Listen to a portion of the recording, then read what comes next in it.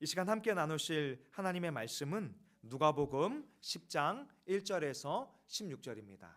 누가복음 10장 1절에서 16절입니다. 우리 한 절씩 교독하도록 하겠습니다. 제가 가진 성경으로는 신약 성경 109쪽에 있습니다. 누가복음 10장 1절에서 16절입니다.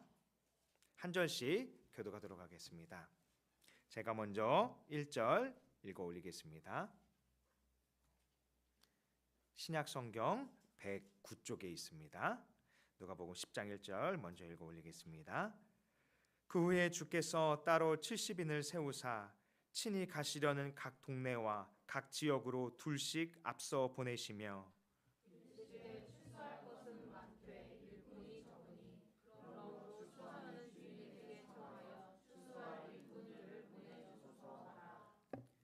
갈지어다 내가 너희를 보냄이 어린 양을 이리 가운데로 보냄과 같도다.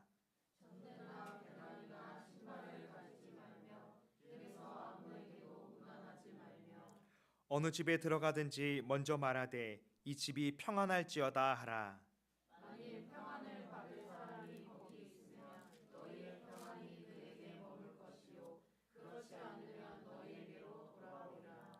그 집에 유하며 주는 것을 먹고 마시라.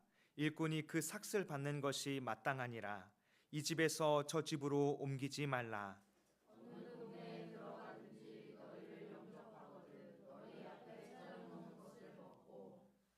거기 있는 병자들을 고치고 또 말하기를 하나님의 나라가 너희에게 가까이 왔다 하라.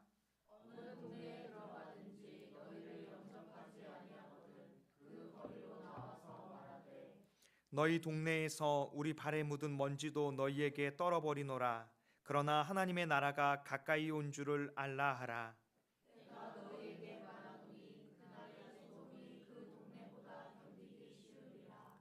화 있을진저 고라시나 화 있을진저 벳세다야 너희에게 행한 모든 권능을 두로와 시돈에서 행하였더라면 그들이 벌써 베옷을 입고 제에 앉아 회개하였으리라.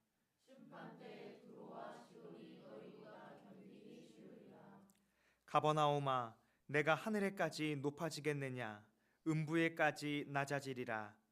너희 말을 듣는 자는 곧 내 말을 듣는 것이요 너희를 저버리는 자는 곧 나를 저버리는 것이요 나를 저버리는 자는 나 보내신 이를 저버리는 것이니라 하시니라. 아멘.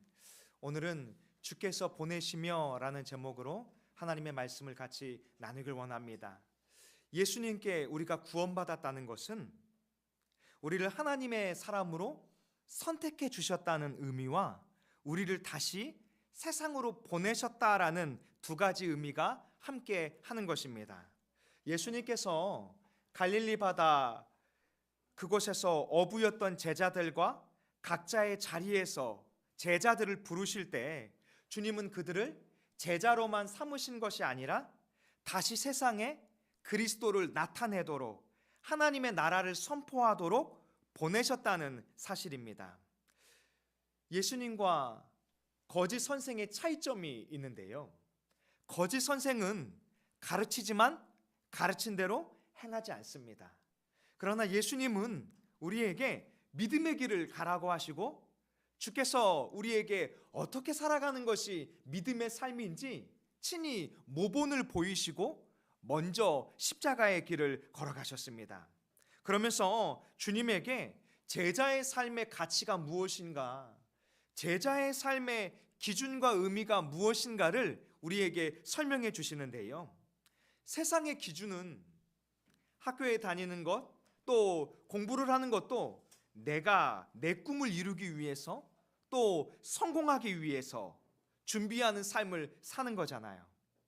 직장에 다니는 것은 내가 돈을 벌어서 또 가정을 일구고 내 삶이 안정되기 위해서 일터에 나아가서 돈을 버는 거잖아요. 그런데 주님은 우리에게 학교에 가는 것이 나의 성공과 나의 꿈을 이루는 것보다 먼저 하나님이 보내신 자리다라는 것을 우리에게 말씀하고 있는 것입니다. 직장에 가는 것도 물론 우리의 의식주를 해결하기 위해서 돈을 버는 것도 중요하지만 그것보다 먼저 주님이 나를 그 일터에 보내셨다라는 거예요. 그래서 제자의 길은 주님의 삶을 따라서 주님께서 나타내신 것처럼 우리의 삶의 자리에서 하나님의 나라를 선포하고 주님의 빛을 비추는 것인 줄로 믿습니다. 그런데 이 삶이요, 때로는 우리가 힘들다고 느껴지는 것처럼 사람들의 눈에 좋아 보이거나 화려함만 가지고 있는 것은 아닙니다. 주님은 때로는 공중의 새와 들의 짐승보다 어쩌면 제자의 삶이 못한 것 아니겠는가, 이런 이야기도 하세요. 그런데 왜 제자의 삶을, 왜 예수님을 믿고자 하는 것일까요? 길을 가다가 허름한 땅에 만일 나만 알고 있는 이 비밀 정보, 고급 정보, 그 안에 엄청난 다이아몬드가 감춰져 있다고 생각해 보세요. 여러분, 그 땅을 사실 건가요? 안 사실 건가요? 당연히 사겠죠. 내가 값을 지불할 수 있는 모든 것을 다해서 그 밭을 사려고 할 것입니다. 여러분, 그 땅을 삽으로 파려고 할 때 힘들까요? 안 힘들까요? 조금 힘들긴 할 거예요. 깊이 감춰져 있다면. 그런데 그 안에서 발견할 다이아몬드를 생각하면 힘든 것도 잊어버리고 찾을 때까지 열심히 다 팔 것입니다. 예수님을 믿는 것은 바로 이런 비유와 같은 거예요. 예수님을 믿는 것 때문에 영원한 생명을 얻게 되는 것을 발견했다면, 하나님의 나라를 발견했다면, 우리는 예수 그리스도를 믿는 것이 조금 힘들더라도 그 끝에 우리가 발견할 하나님의 나라, 또 우리가 얻게 될 영원한 생명을 찾았기 때문에 이 땅의 삶이 조금 수고스럽더라도, 이 삽질을 하는 것처럼 조금 힘들더라도 기쁨으로 믿음의 삶을 살게 될 것입니다.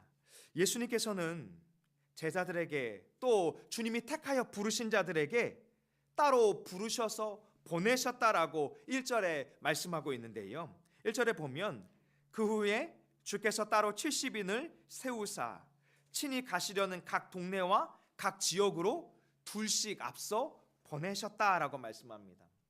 우리는 성경을 바라볼 때 12제자만 주님이 부르신 것 같지만 12제자와 또 오늘 이 70인을 부르시고 각 동네와 각 지역으로 주님보다 앞서 보내어 주셨다라고 말하고 있어요.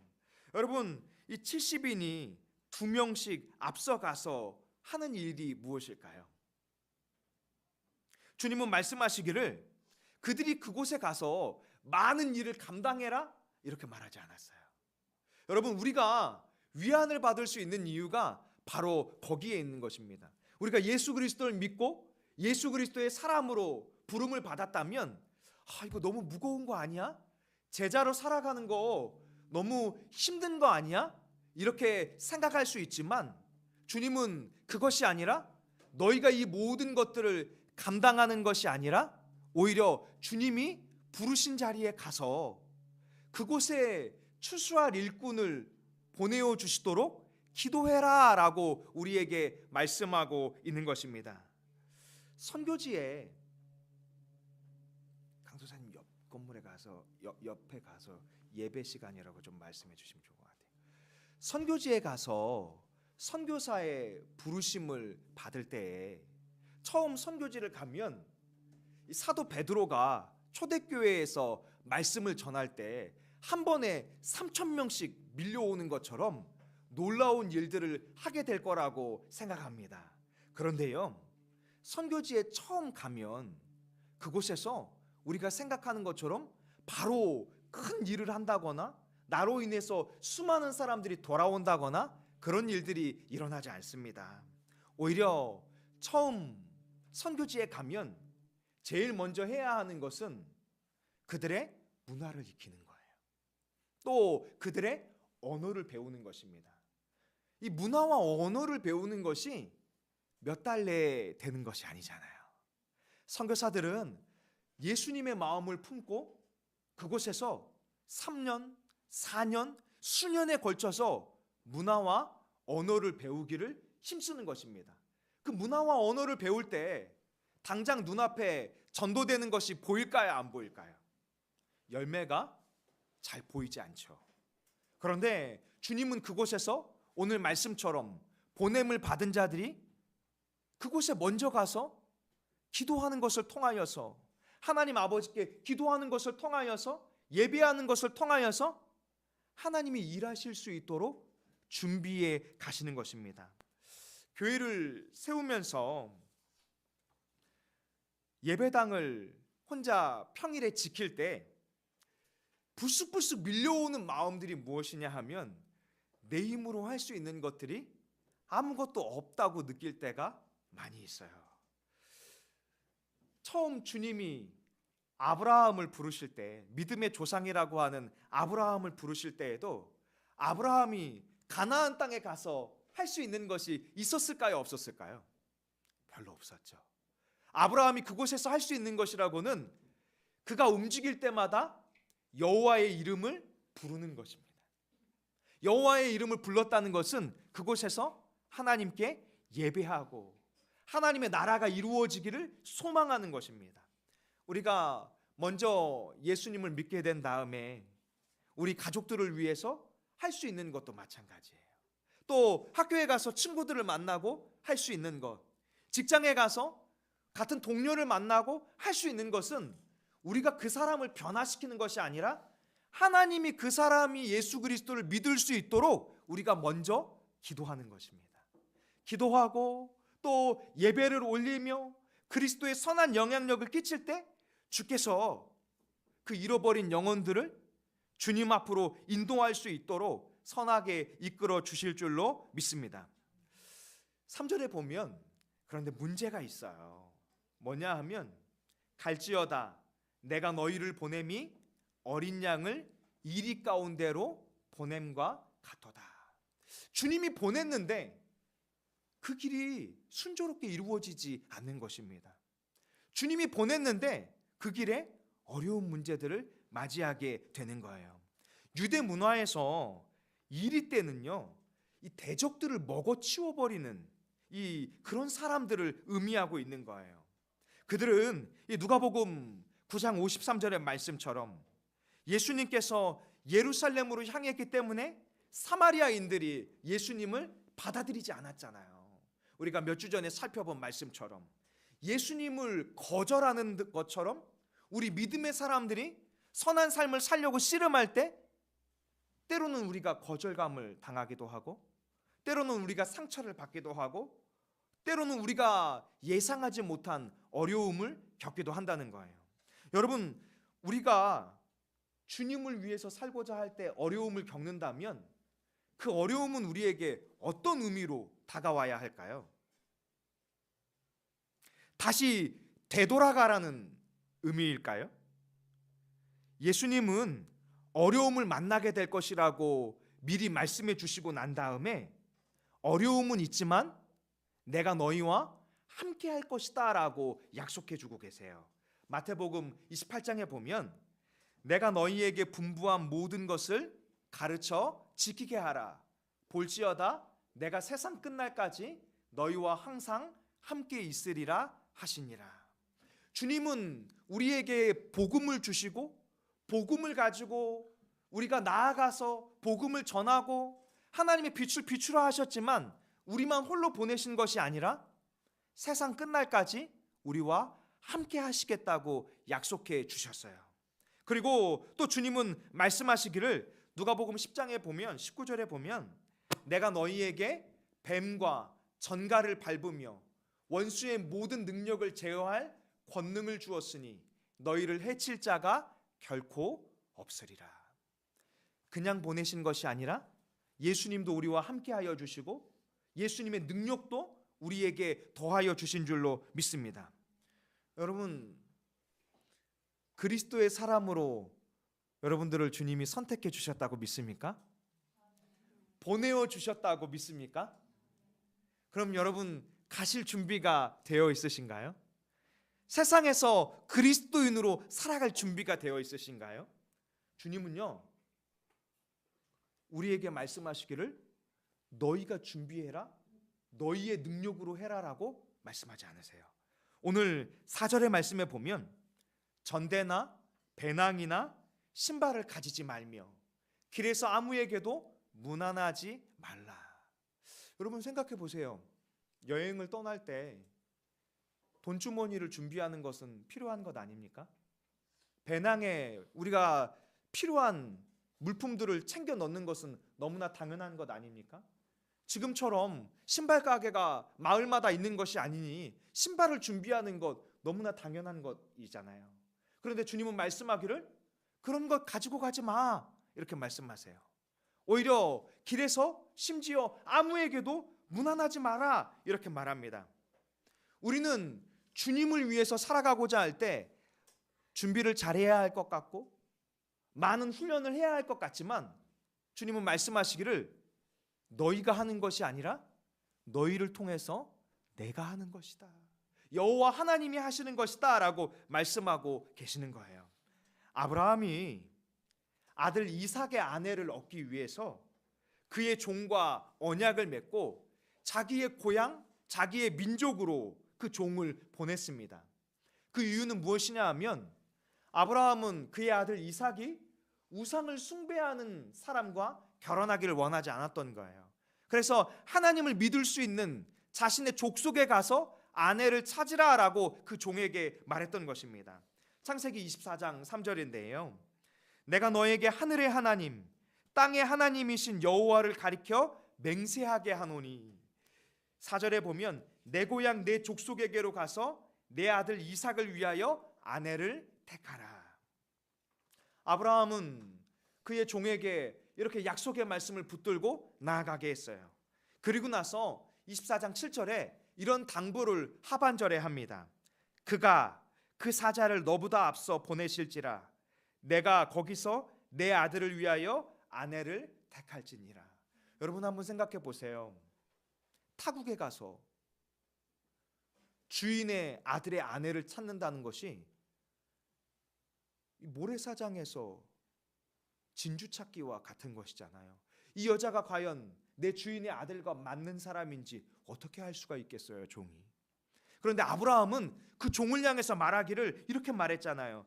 그가 여호와 하나님이 그 사자를 너보다 앞서 보내어 줄 것이다.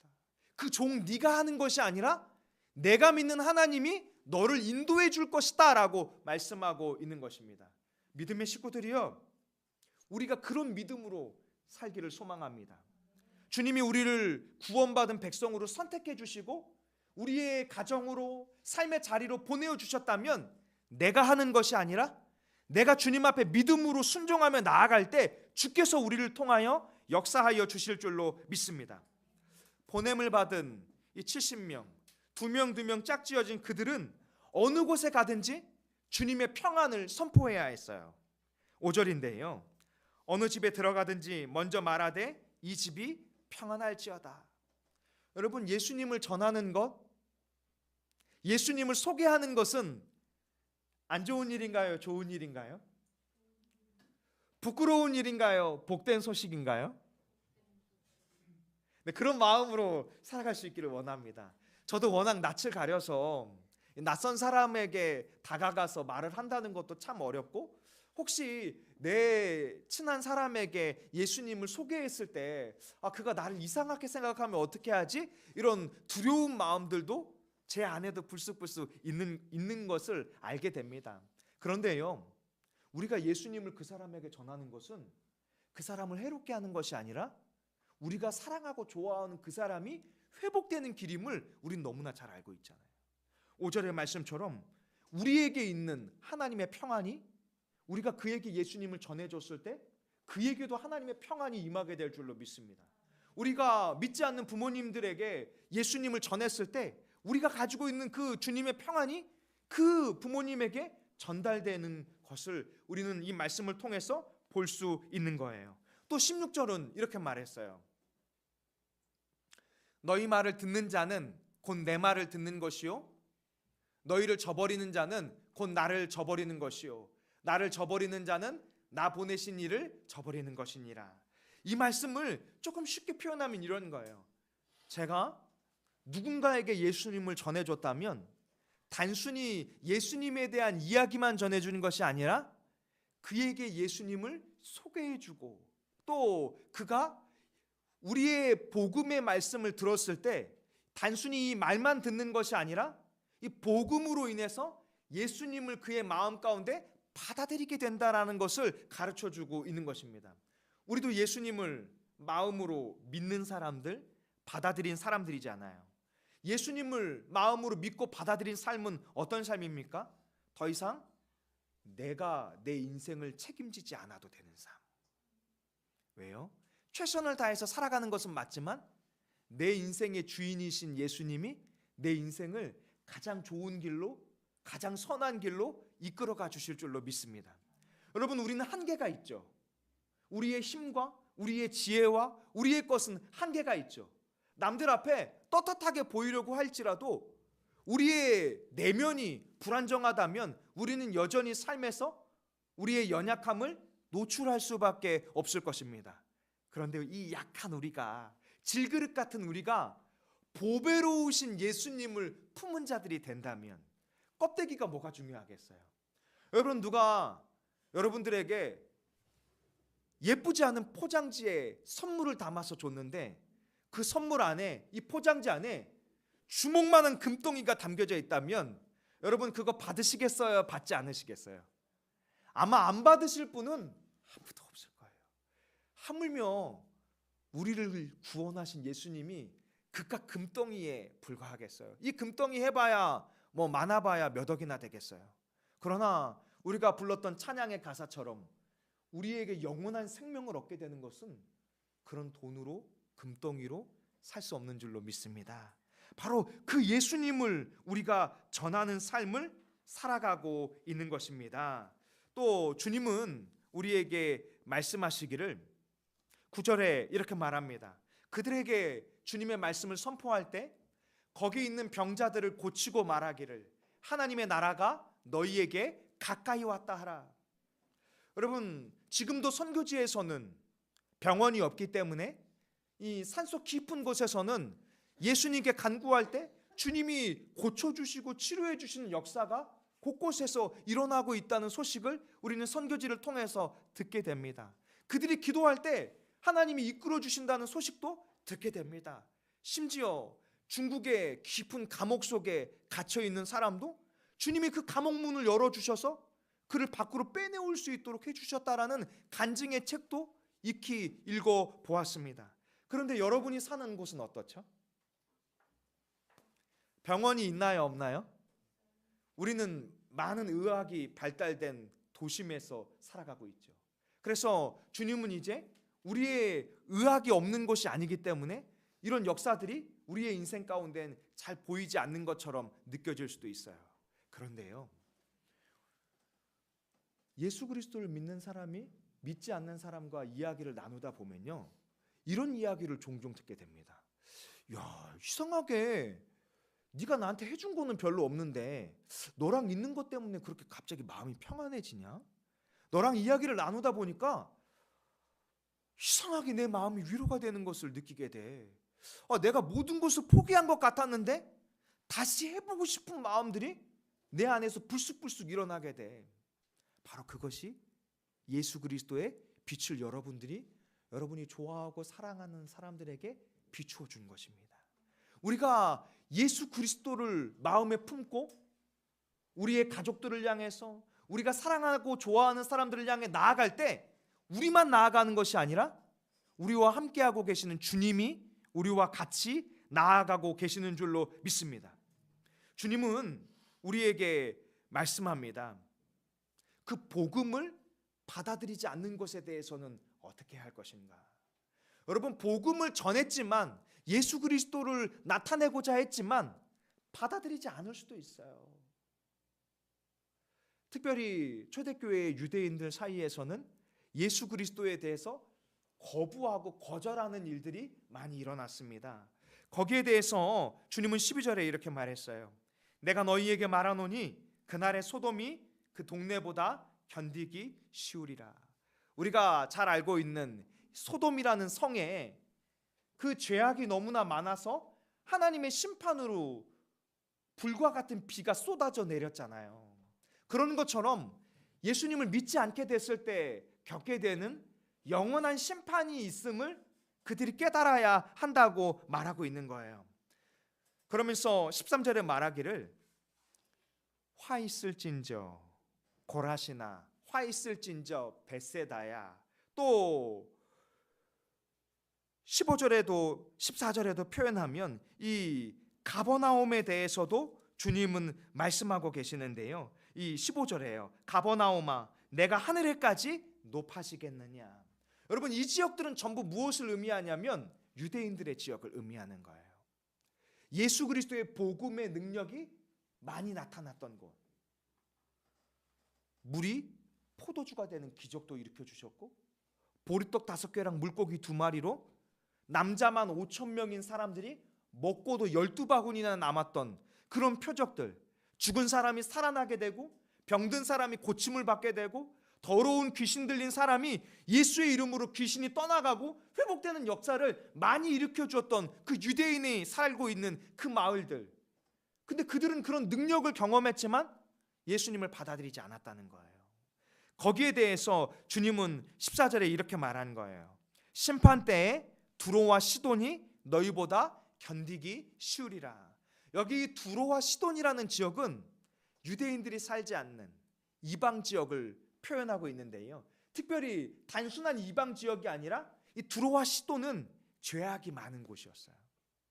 근데 이 죄악이 많은 두로와 시돈 가운데 유대인들에게 행했던 표적이 일어난다면 성경은 표현하기를 그들은 주님 앞에 회개하고 또 베옷을 입고 재에 앉았을 것이다. 회개의 진정으로 주님 앞에 돌이켰을 것이다. 너희가 돌이켜야 한다라고 말씀하고 있는 것입니다. 그러면서 15절에 말하기를 만일 돌이키지 않는 자 가버나움아 내가 하늘에까지 높아지겠느냐 음부에까지 낮아지리라. 여기 음부는 성경이 기품들이라는 표현처럼 결국 예수님을 믿지 않고 죽게 되었을 때 가게 되는 영원한 심판을 설명하고 있는 것입니다. 오늘 그러면서 주님은 이 70인이 돌아오는 이야기로 이 이야기를 마치고 있는데요. 70인은 17절에 보면 기쁨으로 돌아왔습니다. 주여 주의 이름이면 귀신들도 우리에게 항복하더이다. 실제로 둘씩 짝지어서 70명이 각자의 보냄을 받은 마을로 지옥으로 갔는데 그곳에서 예수님의 이름만 선포하면 어둠의 권세인 귀신들이 떠나가고 마는 거예요. 제가 저희 아들에게 이 책에서 봤다고 하면서 들은 이야기가 있는데요. 저희 아들은 이 마늘과 이 소금과 이 십자가가 있으면 이 귀신이 떠나갈 수 있지 않겠느냐, 어떤 책은 그렇게 설명해 주었다라고 하는데요.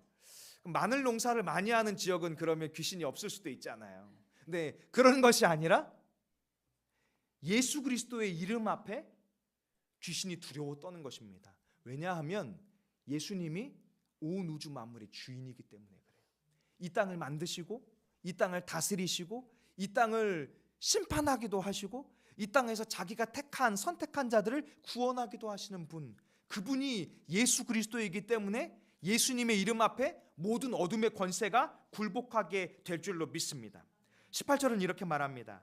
예수께서 이르시되 사탄이 하늘로부터 번개같이 떨어지는 것을 내가 보았느니라. 어둠의 권세들의 우두머리가 사탄이잖아요. 이 마귀인데 이 사탄이 하늘에서 호련히 떨어지는 것을 내가 보았다라고 주님은 그들에게 가르쳐 주세요. 이것은 이사야 선지자의 예언의 성취거든요. 이사야 선지자는 예수님으로 인해서 이루어지게 될 놀라운 일들을 이렇게 기록했어요. 14장 12절인데요. 너 아침의 아들 계명성이여 어찌 그리 하늘에서 떨어졌으며 너 열국을 엎은 자여 어찌 그리 찍혔는고. 바로 이 사탄 마귀가, 어둠의 권세가 예수 그리스도의 능력 앞에 제어가 되고 어둠의 권세가 두려워 떨며 굴복되고 하늘에서 떨어질 수밖에 없을 것이다 라고 선포하고 있는 것입니다. 그러나 주님은요, 그들에게 그것으로 기뻐해서는 아니 된다라고 말씀하고 계세요. 오늘 20절의 말씀인데요, 주님은 이렇게 말합니다. 그러나 귀신들이 너희에게 항복하는 것으로 기뻐하지 말고 너희 이름이 하늘에 기록된 것으로 기뻐하라. 어둠의 권세가 떠나갈 수 있는 것, 그것은 너무나 당연한 거예요. 지금 이 시대에도 어둠의 권세들은 예수님 이름 앞에 무릎 꿇을 수밖에 없고 굴복할 수밖에 없는 줄로 믿습니다. 그래서 우리는 더 이상 어둠을 무서워할 필요가 없어요. 왜냐하면 예수님을 믿는 우리에게는 예수 그리스도가 함께하고 있기 때문입니다. 그러면서 주님은 이 사도 바울을 통해서 우리의 삶을 이렇게 설명했어요. 우리 마지막인데요, 고린도후서 5장 20절을 우리가 한 목소리로 같이 읽기를 원하는데요, 우리 같이 한번 읽겠습니다. 시작. 그러므로 우리가 그리스도를 대신하여 사신이 되어 하나님이 우리를 통하여 너희를 권면하시는 것 같이 그리스도를 대신하여 간청하노니 너희는 하나님과 화목하라. 아멘. 이 말씀은 이런 거예요. 왕이 다른 나라에 사신을 보낸 것처럼 예수님께서 우리를 사신으로 이 땅에 보내어 주셨다는 거예요. 그리스도의 제자로 우리가 살아가고 있는 그 삶의 자리로 보내어 주셨다는 거예요. 그러니 우리를 통해서 하나님의 나라가 선포되어야 하고, 우리를 통해서 예수 그리스도가 나타나야 하고, 결국 우리의 삶의 목적은 무엇이냐 하면 마지막 절에 이렇게 표현하고 있는 거예요. 너희는 하나님과 화목하라. 여러분, 우리가 어느 곳에 가든지 하나님과 원수되었던 자들을 하나님과 화목하게 할 수 있는 피스메이커가 될 수 있기를 원합니다. 주님은 바로 그 길로 불러주신 거예요. 심판을 선포하려고 부르신 것이 아니라 우리를 통해서 하나님의 평안이 전해지도록, 우리를 통해서 그들에게 하나님의 나라가 확장되도록, 우리를 통해서 그들이 참된 생명이 무엇인지, 참된 기쁨이 무엇인지, 평안이 무엇인지를 깨달을 수 있도록 우리를 보내어 주신 줄로 믿습니다. 그 부르심을 따라 살아갈 수 있는 믿음의 식구들이 되기를 바랍니다. 기도하겠습니다.